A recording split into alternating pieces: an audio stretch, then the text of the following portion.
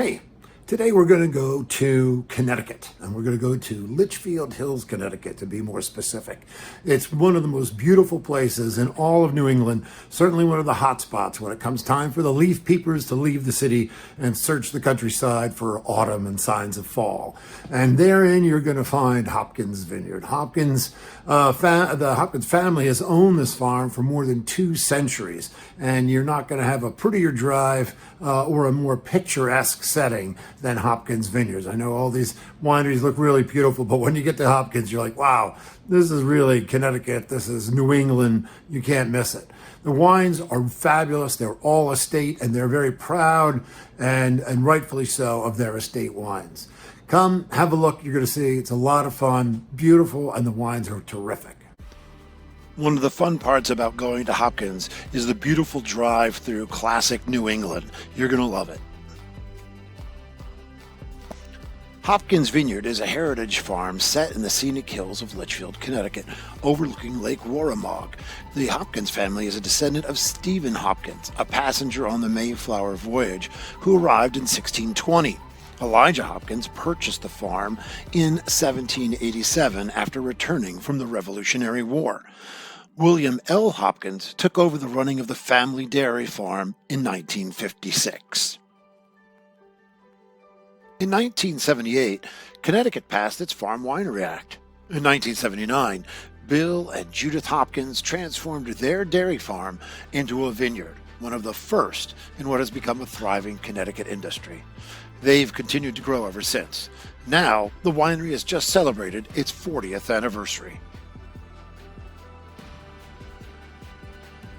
Today, this charming winery is run by daughter Hillary Hopkins Criollo, who is the president and owner, and her husband George. They make a line of affordably priced popular wines and a series of wines with a higher expression. It's all estate fruit, which is very important to the family, and to winemaker Jim Baker. If you buy your grapes from California, or you buy your grapes from Europe or somewhere like that, you can make a great wine. And that's where the estate bottle designation comes in, explains to the customer that the grapes and the wine were produced on property. And that's where, being proud to grow grapes in Connecticut and say, not only can we make good wine in the state, but we can also grow good products. Hopkins estate-grown Chardonnay is 100% barrel fermented and aged in French oak barrels for 24 months. This is a big Chardonnay, rich and creamy with a beautiful aroma of ripe apples and pears with hints of lemon. Because it's an East Coast Chardonnay, it's lean and crisp and absolutely mouth-watering. I love the Hopkins Vineyard Reserve, a fruity, crisp white wine and estate blend of Sauvignon Blanc and Traminette. A beautiful nose gives way to green apple and fresh pears with a terrific citrus ending.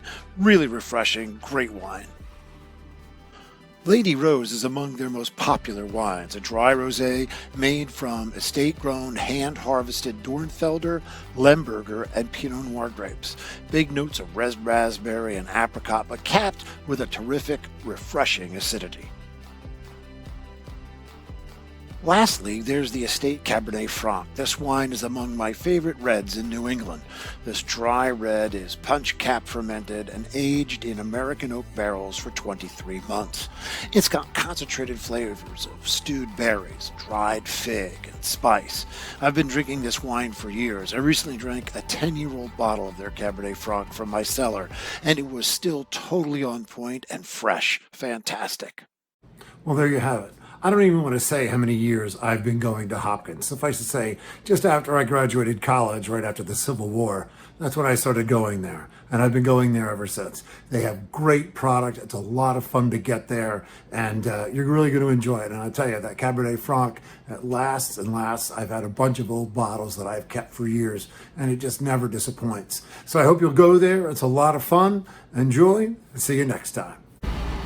Well, that's it for this edition of the Great American Winery Stroopwaffle. Hope you enjoyed it. Hope you'll come back soon. And in the meantime, drink local.